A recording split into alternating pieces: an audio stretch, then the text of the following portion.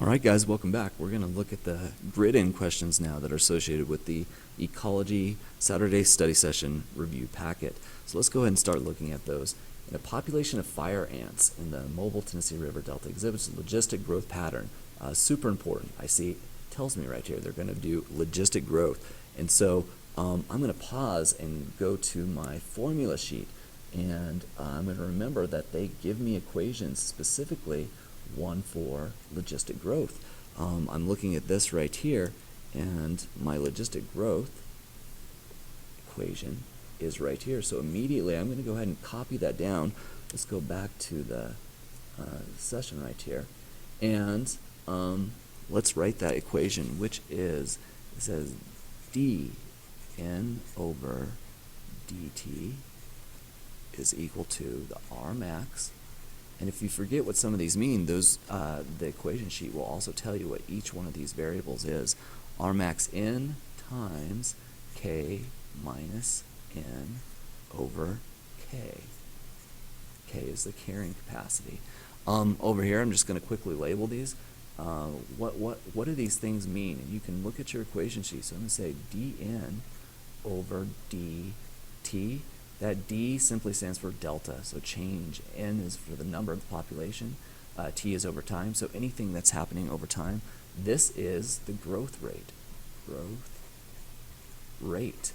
And if we go back and look at the question tells us, give your answer, what are we looking for? Calculate the maximum population growth rate. That's what this is. It's confusing because a lot of times I have students try to put numbers in here. They say, well, what do I replace for D and N? What do I replace for D and T?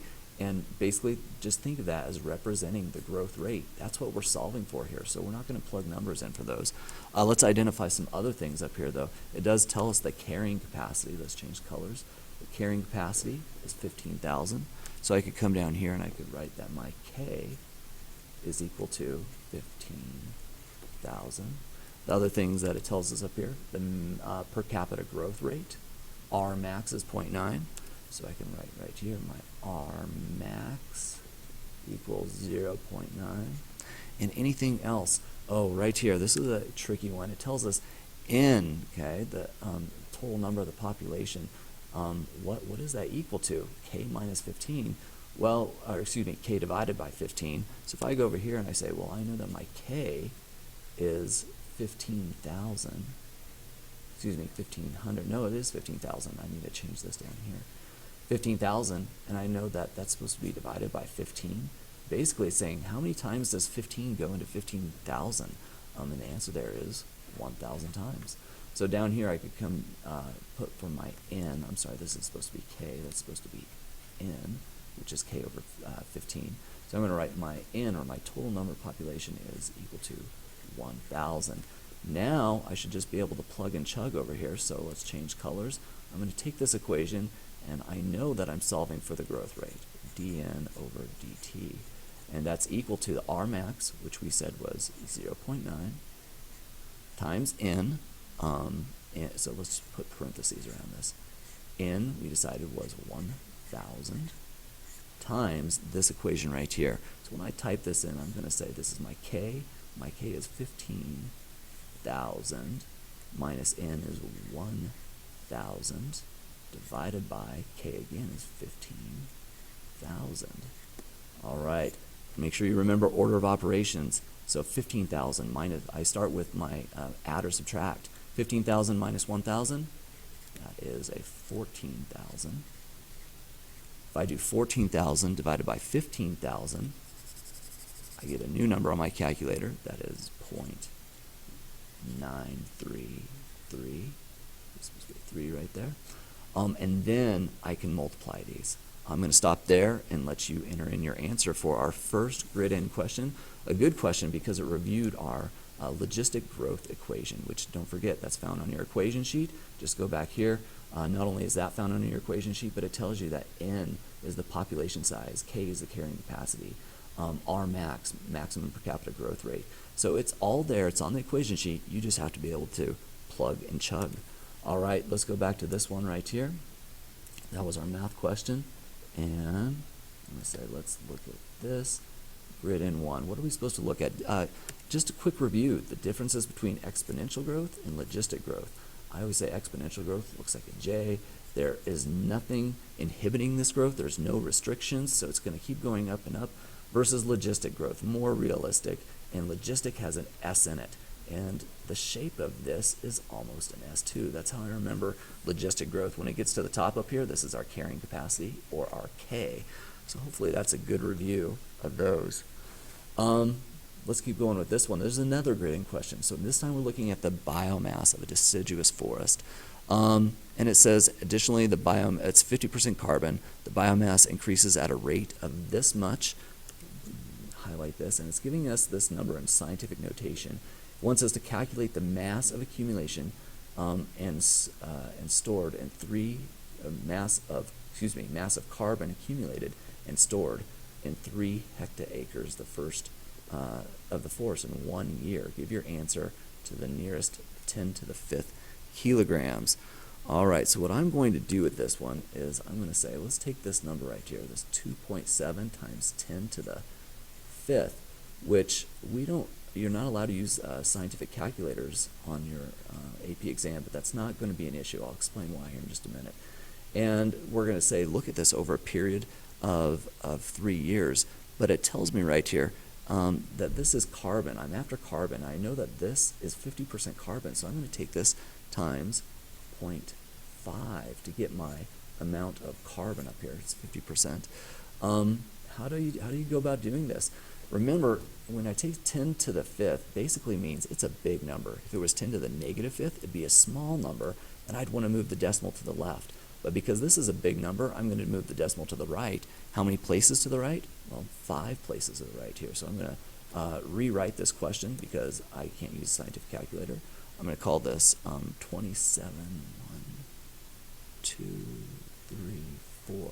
So 270,000 times 0.5. And I can do that on my calculator. And from that, I get 135,000.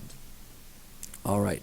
Now, I have to remember that this is accumulated in 3 hectaacres. And this is a kilogram per hectacre. I have 3 of these. So now I need to take this number times 3. So just on my calculator, I say this times 3. And this is the number 3. I should get a number that looks like this. On my calculator, spits out a number that is 405,000. Now, this is kind of the tricky part. It says answer. Whenever you get to a grid-in question, a math question, we always want to go back and look at this to make sure we're answering it correctly. This says answer to the nearest hundredth of a 10 to the 5th kilograms. And we're saying, what on earth? How do we change this to 10 to the 5th? Basically, it's already a big number. 10 to the 5th would mean take this decimal right here and move it 5 places to the left. 1, 2, 3, 4, 5.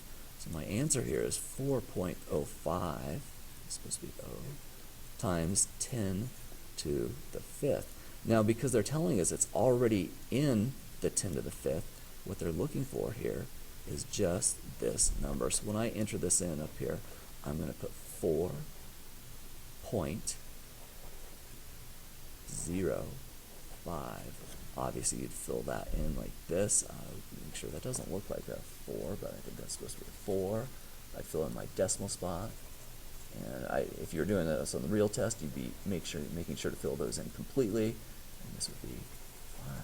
So that's how I'd go about solving for my grid-in problem number 2. I hope that helps. I think what we should do really quickly is review some of these concepts associated with this. It tells us what the correct answer is there. Don't forget, the carbon cycle is super important. We're looking at this idea that biomass increases with photosynthesis. And we're going to get lots of mass produced here. Carbon is going to move from the environment to organisms. So let's draw that on here with a red pen. From the environment to organisms. Those organisms are eaten by other organisms. But what those organisms are going to do is use that carbon to build things like carbs, proteins, lipids, and nucleic acids. Carb, proteins, lipids, and nucleic acids. Super important that we just remember this is kind of what the carbon cycle is about.